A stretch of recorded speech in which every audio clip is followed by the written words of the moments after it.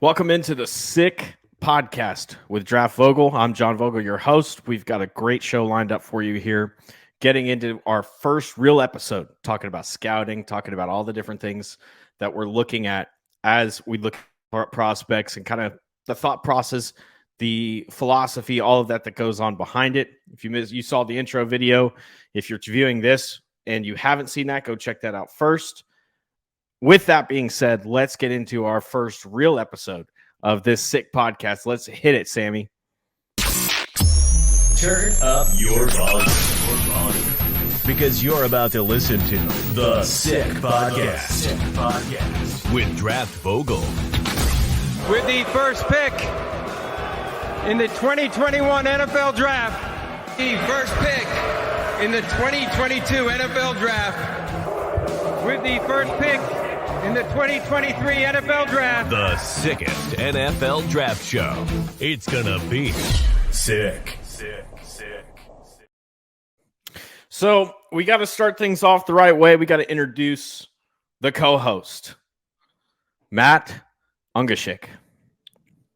Matt, so happy to have you on here, man. What's up, bud? Joining the show. How's it going? Having a great time, man. Happy to be here. Super honored to be a part of this. Let's kick it off. Let's start things off the right way and let you introduce yourself to all the people that are listening. So I know why I picked you, but you tell me why you decided to join. Yeah, just a little bit of how I ended up getting into this because it was kind of a long road to get here. So I actually played a little bit of college football. I played 2 years of D3 football. I was a quarterback. As we get through the show, I'm pretty open book. People can ask me questions. Some life choices led me astray for a while. Ended up dropping out of Rhodes, moved back to Kansas City, and then got into sales jobs forever, And last fall, I was filling out applications. I got furloughed over COVID like a lot of people did. And I was just filling out applications so uninspired for sales jobs. And I was like, you know what, I'm going to do this, man. Like, I had a little bit of history in streaming. So I was like, I can do some content creation, maybe start there or whatever. But I was like, I want to be a scout. I want to be in a personnel department. I want to be boots on the ground involved with football. I've had this itch that I couldn't scratch ever since I left, And so I made that jump. First thing I ever did was I decided to take my own trip down to Mobile and paid my way covering the Senior Bowl this year. It was my first time down there and met a bunch of people, realized it's actually a networking event more than anything. But yeah, so then started putting some stuff out as the pre-draft came around. That's how you and I got connected, and here we are. So just blessed, man.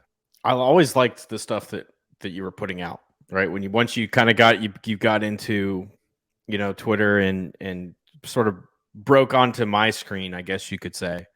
I always liked the stuff that you were saying, and that's one of the reasons I picked you. The second reason I picked you was because you've got something that I don't, which is that college level football playing experience, right? And because you have that and I don't, I think that's a perspective that this show needs to have. And then the other reason was, you know your stuff too. Like, that's the other thing. I don't have to just like your stuff. You have to know your stuff too. You're going through the scouting academy. You're basically accepting the fact that, hey, I might know a lot, but I don't know everything, and I want to go learn it all. And that's exactly what we're trying to do right here. Exactly. Right. So you hit all the different points that I wanted to get into. And so today, starting things off, that's a little intro to Matt. Let's start off with our getting into cornerbacks. Absolutely. We picked this one because that's where you started this past week. Yep. The scouting academy was going through cornerbacks and stuff. So I thought that would be relevant. I could talk about pretty much any position for the most part. Yep. Don't ask me for details on offensive linemen. If you can't tell, you might not be able to tell through this camera here, but I'm 5'7", about 185. So, playing offensive line is not exactly my strength. No. So it's a little bit more difficult for me to do that. No, but point of the show is to get people to realize that guys shaped like you don't necessarily have to evaluate or be the size of the guys that are you're going to be evaluating for that position. So yeah, we can present the tools here of how to get it done.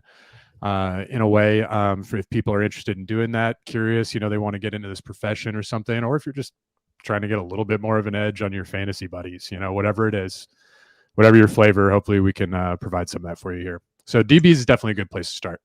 Yeah. So corners, Matt, what do people get wrong about cornerbacks? Well, so one thing I want to hit off right off the bat is what people get wrong about scouting in general. And some of this kind of actually came up a little bit on Twitter yesterday. We won't get into too much detail about some of the specifics of it, but you see a lot and what happens in the transition to draft Twitter to fantasy Twitter, right? Mm-hmm. See a lot of people coming out and they really, really, really want to have a strong stance on somebody because they want to make a name for themselves or something or whatever. But even without that circumstance, right, we find plenty of situations where evaluations happen where guys are so focused on things that guys can't do. And I think that's one thing that fundamentally people get wrong in this business, or at least just in the process from my limited understanding of it. And just honestly, in terms of how I have viewed operating within the world with people and jobs and relationships, whatever, identifying what people can do is way more important than identifying what they can't do. Right. Let's understand how we can be useful to each other. So getting more focused on what players are able to do is, I think, one huge thing. And then another thing now is the evolution with specifically with DBs and cornerbacks is the evolution with these match quarter schemes. We're seeing the cornerback position, I think, become way more of a weak link system across the NFL, where you are as strong as your weakest link at that position, right? Mm-hmm. Especially it's playoffs. You're going to get teams that start picking on your third, fourth cornerback in coverage because they're able to, hone in on matchups more week to week versus trying to go generalized game plans or, develop certain players over certain weeks or try things out. They're honed in very closely. So that weak link system has created these match quarter systems where you don't really need that same guy that we always saw with Richard Sherman, right? Of being able to man up, turn, run down the field or whatever. You need guys that are a little bit more mentally aware, sound, balanced players that can come up and be physical as well. So just the evolution therein, I think, is very interesting in understanding how these schemes really separate what players can and cannot do. And so when you see guys coming out of the draft initially and maybe say they guy just scouted, CJ Henderson's a great example. Yeah. They're currently being used a bunch in a match quarters system or where he's playing an off coverage and having to read a lot of things, but his eyes are in the backfield a ton all the time. When he gets up and he's able to be physical at the line of scrimmage, he can win. You know what I mean? So that's a good example, I think, of understanding how we can bucket these players and what they can do and putting them in situations to succeed. And then also not just outright calling people busts before, all the options have been exhausted. These guys are hard workers. They're obviously phenomenal athletes. Otherwise they wouldn't have gotten to this point. So let's not fail them by putting a nail in the coffin too early.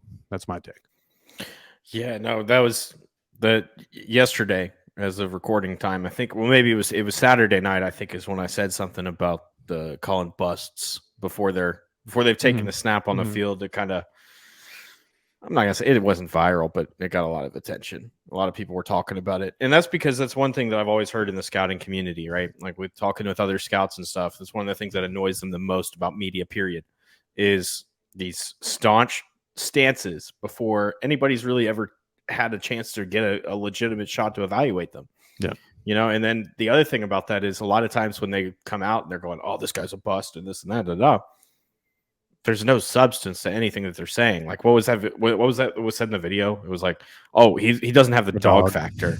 What? Oh yeah, he transferred. The other guy didn't. Oh, he was comparing him one player to another player, right? And was trying to and didn't have all those facts straight either, because the player he said didn't transfer did transfer, but that's beside the point. So you got there were so many different things there that it was lacking all the substance. Now, the other thing that I want to comment on what you said, it is a very negative process. Absolutely. Because you've got legit 3,000 players that come out of college every year, that are draft eligible. And usually that's just Division I by itself. That's not We counting have to everybody whittle else. that down somehow. Absolutely. Right. So that's kind of the approach a lot of scouts. I always tell players this, when I was at the Tropical Bowl this year, any players that I talk to that I represent, whatever that is, whatever that role is that we have, I always tell them it's a very negative process because it is a process of elimination. They are looking for any reason to take you off their board so they don't have to look at you anymore. It's kind of like a military type thing, right? Where you go through basic and you hear, that's what you're told half the time. Get out of my face. I don't want to look at you anymore. That's NFL scouts too, right? Where it's like, I can't say there I've are experienced so that side many of it, but guys. Well, there's so many guys that are coming out. Yeah. You have to whittle them down, like you said. It's you some have to. way. Yeah. You can't. Nobody can evaluate 3,000 players a year unless I guess you're Emery Hunt. But He's the one guy who does like 1,400 write-ups a year. It's absurd. yeah, it's insane. It's amazing. There's a CFL rookie I think this weekend that blew up, had a couple sacks in a game, and he's like, "Oh, here's my write-up on him." Yeah. He's I had saying it Commerce. immediately I'm ready. like, Yeah. Emery, Yeah. how do you know all these guys? Yeah. Shout out to Emery, he's awesome. Amazing. But no, unless you're him, you're not gonna get through all these guys, and you got to eliminate them somehow. The reality is that a lot of the either athletic testing or just like body frame, just all of that, it's going to eliminate about a third of those, a lot of them. You know what I mean? So yeah, and that's certain teams have different guidelines for that. They might have absolutely. I know that there's at least 16 teams that won't draft anybody under 5'9", for example, or under 5'10", right? And there's speed measurables, there's size, length, all kinds of different things that come into play. Everybody's got their philosophies, and so that's what we're hoping to really get into is a lot of the different philosophies that has on the show. Now, the last thing that I want to add to that is a lot of people don't understand. You're talking about the match quarters scheme, which is a really good point to bring up, which is basically shell coverages. We heard the term a lot throughout the football season this year because the Eagles are running a lot of it. A lot of other teams are starting to pick up on it. This Pete Carroll's defense has typically been known for those types of shells, brackets, coverages, match coverage, quarters, like you're saying. But the big thing is there are different roles, right? We're just talking about size. Right. We're just talking about that kind of thing. I think that there is a difference between a boundary corner and a slot corner. A guy that can play on the boundary and a guy that can play in the slot. Okay, so boundary is a guy. Receivers are getting bigger right now. Let's face the facts. They're getting bigger.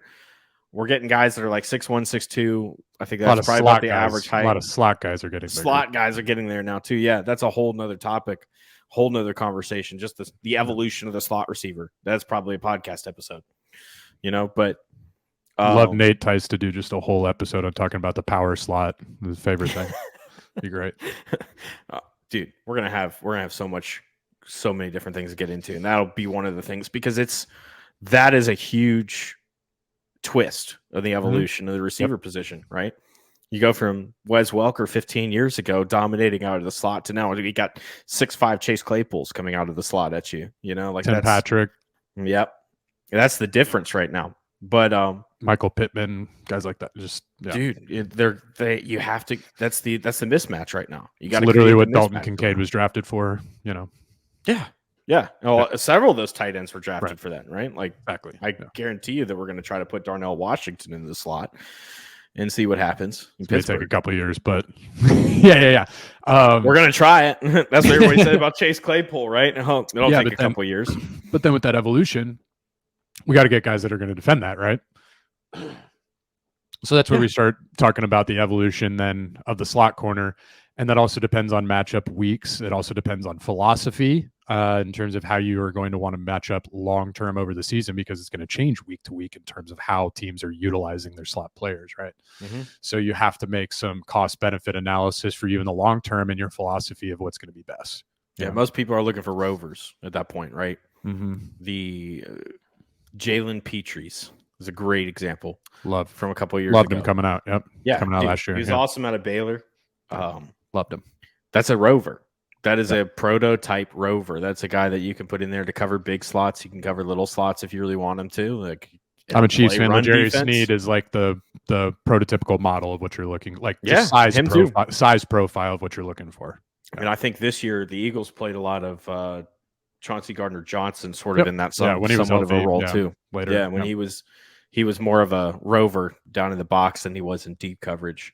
Yep. But yeah, no, that's kind of where that direction is going. But there is a difference when you got the boundary and you got the slot. Like those are two different skill sets that you can really get into. But you've got your 5 base traits that you wanted to discuss. So break this down. There's 5 base traits and then there's like positional traits, right? Yeah. So, I can't remember exactly what it was. I'm going to butcher exactly what was said, but there was the whole thing last week of I'm going to butcher the saying, even Livy rizzed up baby Gronk or whatever. I can't believe that's an actual sentence that came out of my mouth on recording. And even like in response to that, Jim Nagy was like talking about how this will always be a traits thing. Like it doesn't really matter how early Jim Nagy of the Senior Bowl. Director of the Senior Bowl. Thank you. Sorry. Yeah. I'm gonna have to get used to that. It's like I know who he is, Right. No. I had to do the same thing. We're just talking, man. Yeah. So he had a response to that, which was really interesting, I thought, in reference to the story about Ziggy Ansah, like saying that it doesn't really matter, like if you have the physical traits, it doesn't really matter when you arrive to the game. With repetition and coaching, you have a very good shot of being useful in the NFL. You know what I mean? There are just like physical limitations that are absolutely going to remove people from being competitive at that level. And so that's why we've got these 5 basic traits, these critical factors, as we call them, going through. We got mental processing, competitive toughness, athletic ability, play speed, and play strength. So when we're talking about mental processing, like, does this player show the ability, the mental acuity to be able to key and diagnose different situations, make adjustments to motions or formational shifts or interesting personnel packages in front of them, understanding all the film that they've had over the week, and maybe being able to adjust a technique, that might be different, or seeing a new route combination come in front of him that he hasn't seen in the game and being able to anticipate the intention of that, stuff like that. I'll give you a great example of that from a guy that I interviewed this offseason. And not a lot of people know who he is. He was undrafted, but it was Jeremy Lucen out of Vanderbilt. Dude, yeah, great, yeah.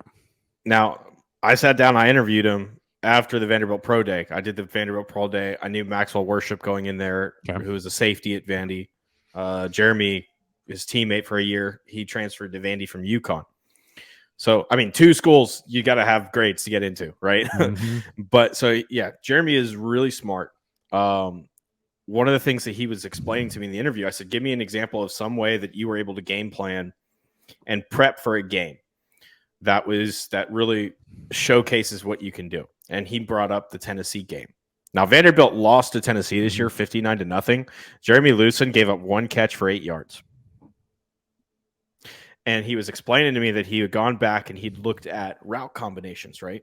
Mm-hmm. Which was all 4 of them that they run at Tennessee. Right. Tennessee runs based off of leverage. Yeah. And so he figured out where he needed to position himself best to control the leverage so that he could control the route. And that's what he did. And Jalen Hyatt was who he's covering most of the time. And Jalen Hyatt was shockingly quiet in that game. Like I said, 1 catch, 8 yards is what he allowed against Tennessee in a 59-0 loss. Yep. That's insane.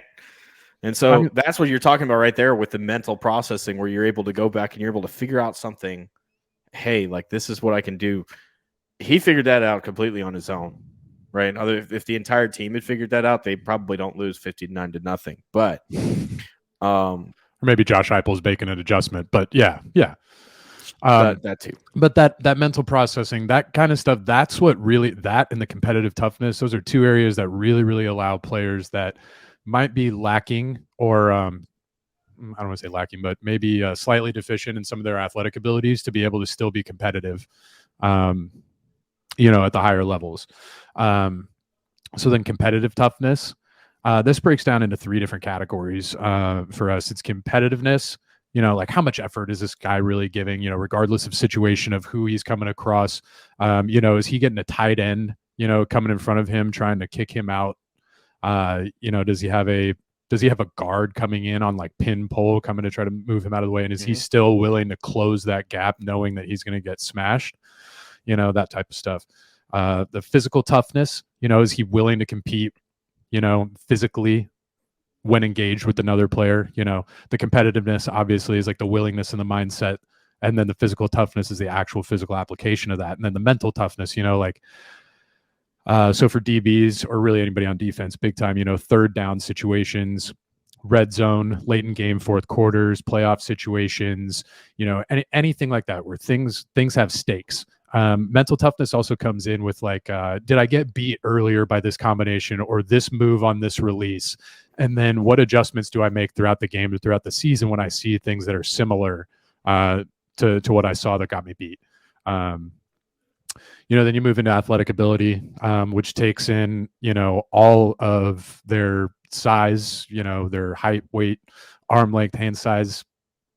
But mostly what we're talking about when we're going into this is quickness. So, that's like foot quickness, their agility, balance, acceleration or explosion, and then their change of direction, and then their foot speed. Now, I say foot speed because play speed is the next one, which is a different thing. Foot speed is a combination of your athletic ability and then your mental processing.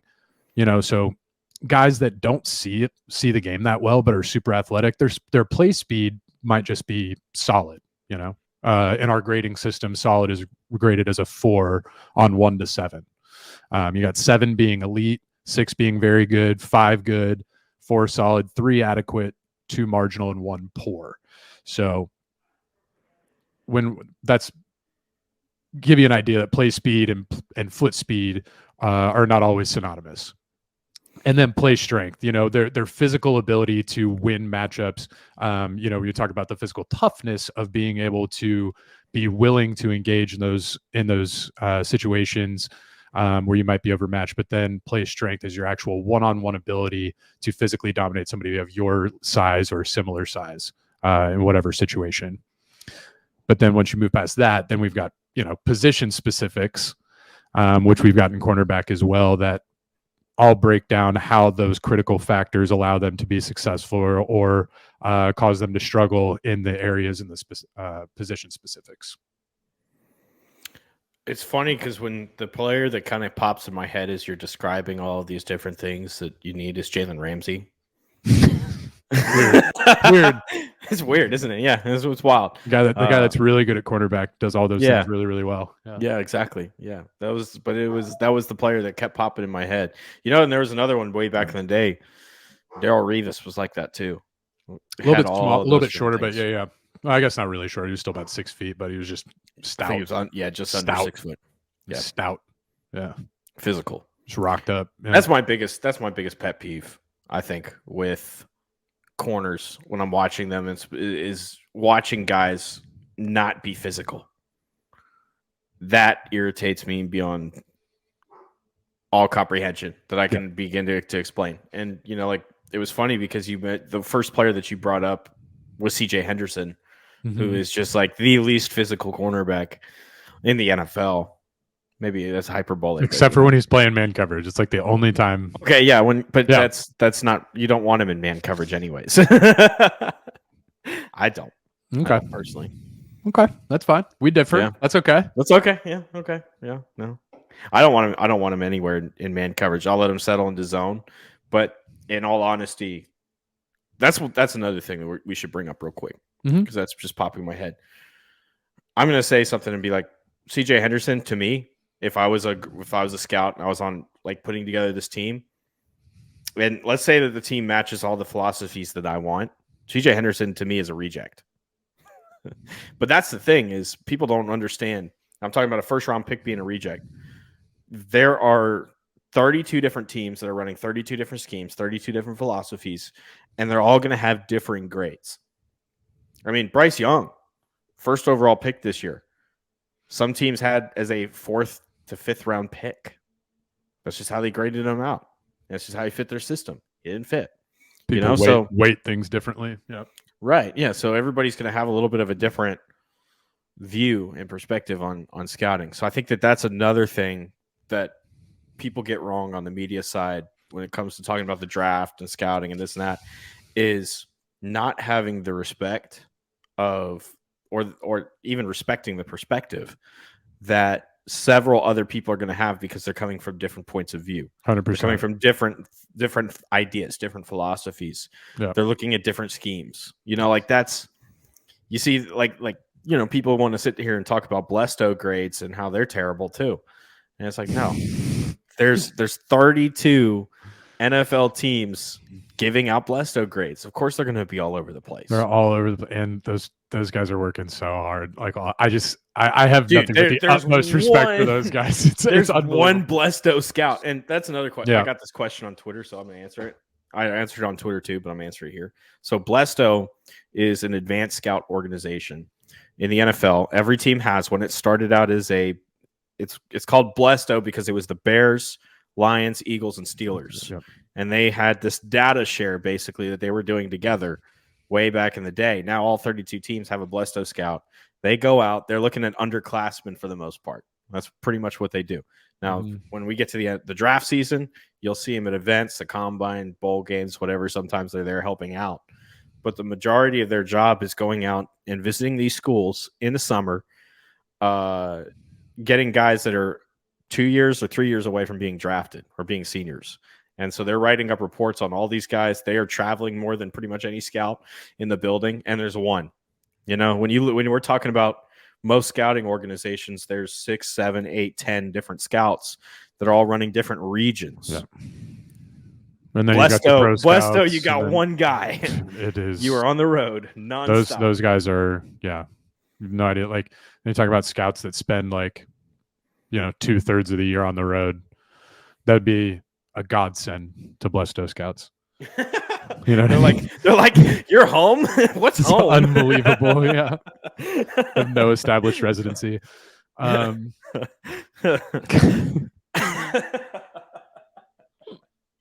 Sorry, I had to go there. It's true. I want to be like, it's true. It's just true how much these guys truly travel around and grind and put into it.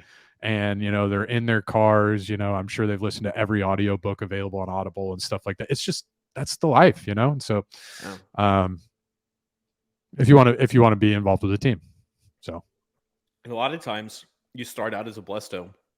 That's your entry into the organization. Or NFS. Yeah. NFS is another one. That's right. Because there's the two of them that do that. But Blesto a lot of times is your entry straight into the organization. And then you work your way up from there. You just kind of earn yourself a spot. The guy, one of my friends is Waz. He's with the Steelers. He's been a Blesto scout the last 4 years. And I think he loves it. That's my understanding. If he's still doing it, Blesto, loves that role. But that's the thing, it's like people, I don't think that people truly understand the amount of work that those guys do, because we're not talking about Blesto having 32 different guys that split up responsibilities of looking through all these schools. Like, they have to go to every school and look, because they're working individually for each NFL team. And so they're looking for the guys that are going to fit their scheme, that are going to fit what they want to do, that their locker room mesh, whatever that role looks like. And they're doing it years in advance with guys. They're looking at guys that aren't even draft eligible yet, because that's what an advanced scout is. You're getting all the background, you're getting all the preliminary information done. And when you have guys that are pulling background measurables, that kind of info, you're going to come up with different grades than the guys in the actual building, because they're going to take your information and your background information and look at it from their own perspective. So that's the other thing too. There could be a scout in the building that has one guy as a 3rd round, and there's another scout has him as a 7th.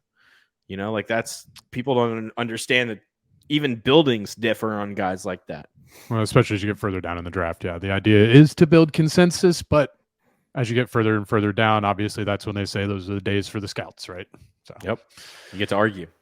Yeah. On the table for your guys. For sure. So talk to me about what you're looking at when you're looking at cornerback positions and stuff like that. Cause I can get into some of the cornerback specific traits that I have, but I'd love to hear your side of it, as well. Okay. So I think I talked about the difference between boundary and slot. Yeah. I'm still looking at slot exclusively as guys that cover the small slot. I'm not talking about the big ones. So I want to make that distinction very clear. Because I look at big slot guys, guys that you're going to put in the big as like the big slot coverage people. I look at them as rovers. The star or star. Yeah. The Sabanites. Yeah. Right. Sabanites are always have the star. Kirby has the star. Yeah. Ugh. It's a Tennessee fan, that hurts me to say. No, but so I'm going to talk about boundary mostly. I come from a totally different background. I didn't do NFL stuff. I came up with my own different thing. And my idea was it's mostly geared toward the media. It's mostly geared toward fans and people that aren't inside NFL buildings. And so as I was developing this, I had to come up with my own system, and the best way to portray to help a media person or even a fan understand what you're trying to project this guy to go is to replicate it as close as you can to, let's say, like a Madden rating. So 100 being top and 0 being worst. The issue is not every position is weighted equally. I think that certain positions hold more value than others. Yeah. So that's the base philosophy is some positions have more weight. There's all kinds of fluctuating factors that come in as well, because some positions lose value as you go deeper in the draft. For example, quarterback. Teams are much more willing to take a chance on a guy that might have a second, third, or fourth round grade and take him earlier to beat all the other teams getting to him than they are, let's say, a corner, right? You're not going to draft a guy that has a second, third round grade in the first round at corner. You're going to wait on that. It's just the impact to your team is not as substantial as the quarterback. So that's the base philosophy. Yeah. So I don't have like 5 basic things like you're talking about, but I have things that are weighted that I want to put more of the grade into, more of the rating into, to focus on those types of things. So it's basically broken down into 3 different groups. Technically 4, but 3 main components. Your base athleticism and strength. Then you're going to have positional technique. So defending ability, right? That would be, as a corner, you have to be able to tackle. You have to be able to get off of blocks and take pursuit angles, work through traffic. And then I've got a base athlete grade. I've got a base defender portion. And then the majority of it goes into actual coverage, ability, understanding of schemes, that kind of thing. And then your 4th, and it's very minor, is your background, personality. I think that right now you have to be able to play man and zone. You have to be able to press. So the boundary corner right now is even across all of those different grades, right? So they're all, let's say that I have 10 points that go into man coverage. Well, 10 points go into zone and press as well. And the reason that is because you have to be able to do all 3. Mm-hmm. And so if you're good at all 3, you can get by. That's kind of the thought process behind that. Mm-hmm. And it's all because of what you spoke right off the get-go about these match coverage schemes that in the brackets that are like these blends of man and zone, depending on the routes and the route combinations and structures that are run against them. Yeah, I mean, mentally, we're playing zone, but essentially after 7 yards, we're in full man to man. Yeah, so, exactly. Yeah, for the most part, obviously, there's a lot of adjustments, a lot of variations in those coverages. Yeah, if I had to pick 5 top things, it's coverage, man, zone, press. It's speed. Speed, athleticism. It's kind of a combination of the 2, but really speed, straight line, and quickness. And then the last thing is probably tackling, if I'm being honest. Yeah. So, I mean, obviously, when you get into different positions, you have to start to weight things differently, right? So it sounds like you're doing a little bit of that process more on the front end of things, right? Yes. Where you're trying to filter that out. You're like, I have my idea of what I want, and let me go ahead and create a format where I can bucket players into that, and then analyze them relative to each other in that bucket, right? Yeah. So the way that I'm being taught right now in the scouting academy, and it just kind of works generally with the way my brain works. The big philosophy is like, let the player tell you who they are, right? And just listen, So when we're talking about cornerbacks here, we're going to like give you an idea of like what it looks like when I'm writing an evaluation, right? So when I'm going through and I'm looking at, the different parts that go into an evaluation process, we're going through like the very general, like, the jersey, where's the games I watched, all the age, all that stuff. But then I have to have a large section on injury history, documenting exactly how serious it was, repeats of the same injury, time missed, you want to look at obviously like big major injuries, but anybody that has continuing soft tissue injury stuff, is a concern at the cornerback position, which is an extremely twitchy position. Mm-hmm. So those are things that you want to look out for. Look at their production, but look at their production within the context of their coaching, the talent around them, the talent that they were playing against, and then throughout the season and how that looks. And then also just on a per snap basis, an opportunity. You know what I mean? There are certain players that are going to be way more around the ball than others just based on the scheme or how they're asked to play versus others. So you're applying all of those things. Then you start talking about context, okay? Like, how long have they been at the school, or how long have they been in the league? How many different defensive coordinators or DB coaches have they had? How many games have they started? How many games have they been healthy? And you start getting into more of the context stuff as well of like, what are the better players around them? Is this player that I'm looking at, are they a force multiplier? Are they the reason that the people are around them better, or are they the benefit of some force multipliers around them? And that's not to knock them if they are, you know what I mean? Those are useful players. We got to have those guys to be able to fill out rosters. We can't spend $14 million a position. You know what I mean? It's just not the way the NFL works. So we got to start finding these guys who maybe have large, in my report, cannot sections, but their can section is something very, very crucial to what we do as a defense. So and I go through position specifics. I'm looking at man coverage. And when I'm writing this up and I'm taking notes, and in my report, I'm writing everything as if it's snap to finish. Okay. So I'm looking at, okay, what everything in my report is going, okay, what can he do in man coverage? And then I'm going to split that into press. I'm going to split that into off, which I call, you and I were talking about, it's about 2 yards off the line of scrimmage where I am still in a press position, but I am not actively trying to physically engage the receiver. I am more using my leverage to guide them on their release. Then I'm going to bucket that also into bail and off coverages. And then I'm going to look at zone. I'm going to talk about the match zones. I'm going to talk about big cushion or deep zones, their ability with ball skills, coming down in front of them to the sideline and balls played above their head. And their ability against the run, tackler, and as a blitzer. And then I'm going to talk about all of those things that he can't do as well in those situations. And then I'm going to use a lot of those things that I discussed in the critical factors and the athletic ability, play speed, competitive toughness, play strength, mental processing. I'm going to use those to describe his ability in those areas to describe why he is successful in this area in man coverage, or maybe why he doesn't succeed that well in run support because he doesn't have, adequate lateral agility to leverage himself into just any of the certain things that might pop up. And in doing that, the philosophy is to allow myself to just be washed over by this guy's story. Okay. Regardless of the situation of how he was used within his scheme, based on these traits that I see, then I can apply, if he's good at these things and not so great at these things, then I'm not bound by the scheme that I saw him playing in on film. You know what I mean?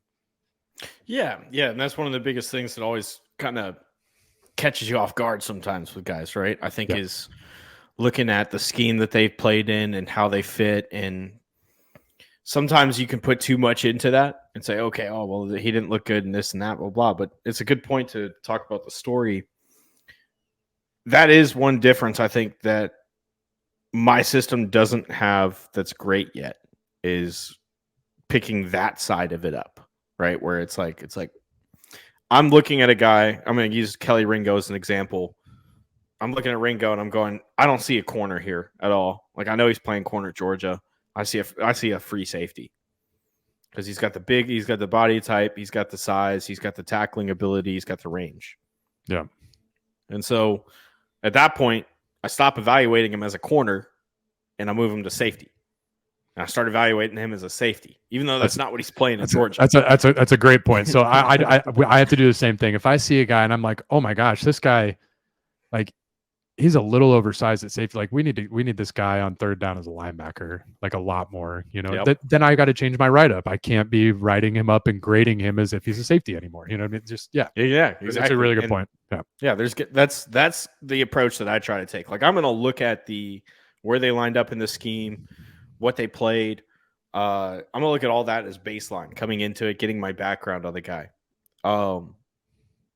But when I'm watching him and I start to get this picture where I'm like, he's not going to play this at the next level. He's going to play this, you know, that's where I'm going to make the adjustment. And I'm not going to, there's no point in grading him at the position that he's playing at that point. Right. It's like banging your head against a brick wall.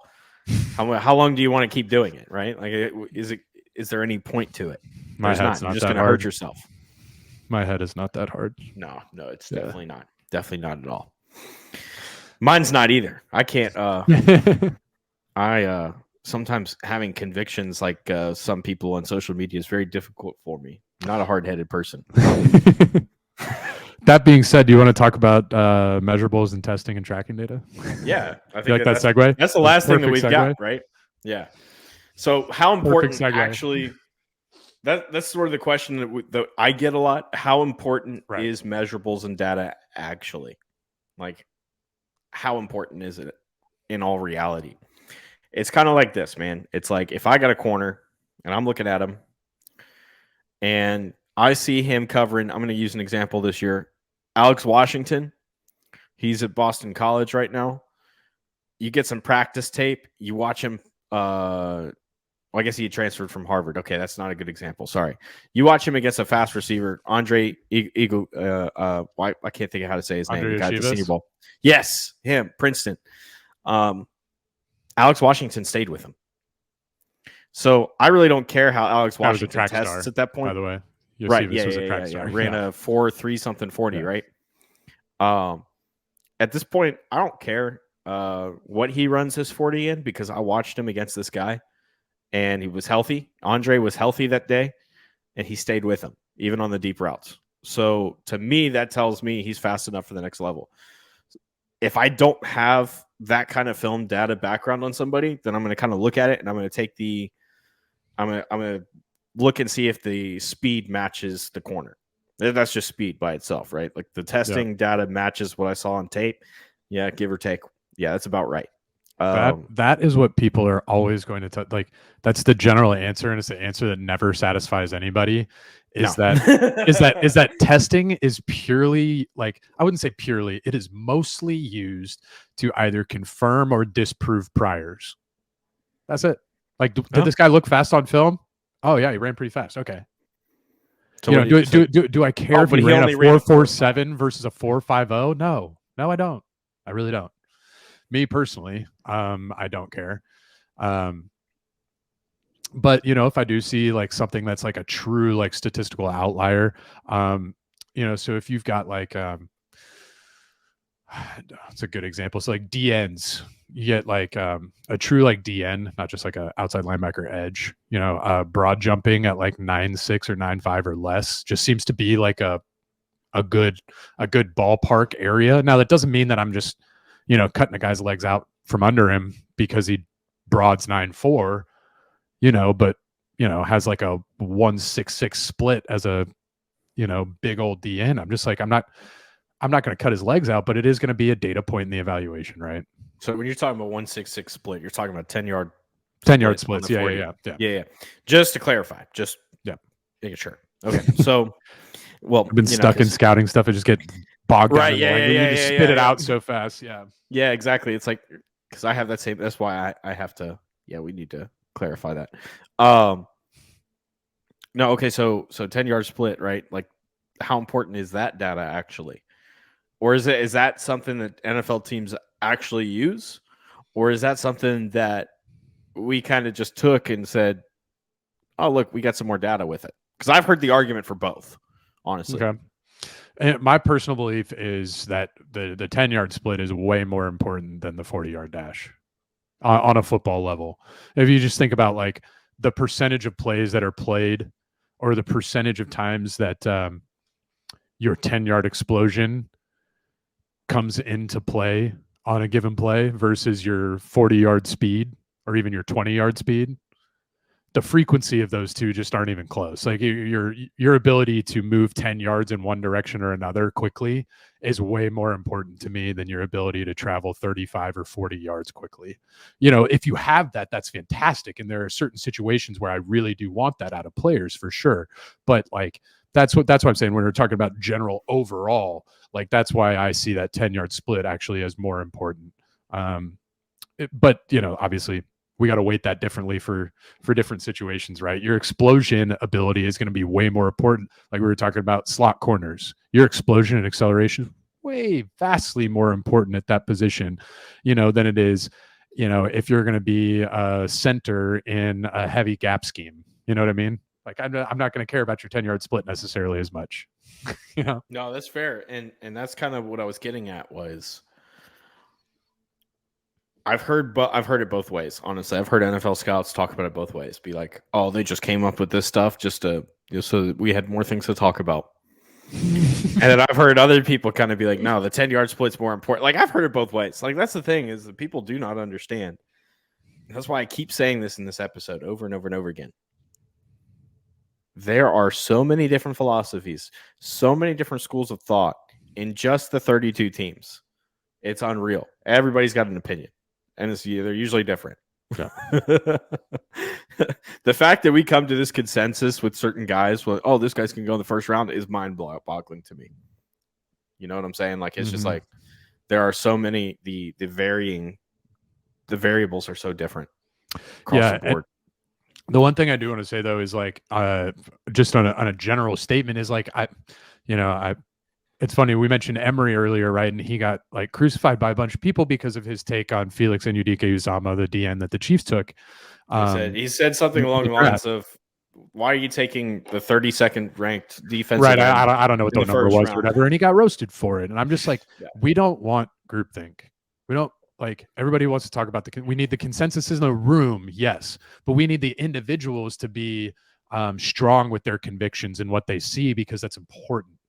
Like when we talk about, people say like, well, the NFL, half the league is undrafted, right? How good are they really at evaluating talent? And I would say that is actually a resounding endorsement of the scouts and their ability to evaluate talent, because most of those guys that are getting drafted are all people that the general public knew is getting drafted anyways, right? So when we're talking about their population within the league being a representation of evaluating talent, it sounds like that's actually meaning that anybody could do it.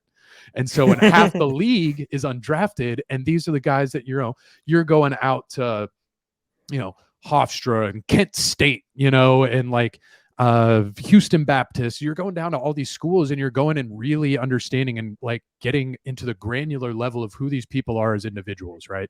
What is their work ethic? Because once you do have that baseline athleticism, like we were talking about, that's the type of stuff that separates those people.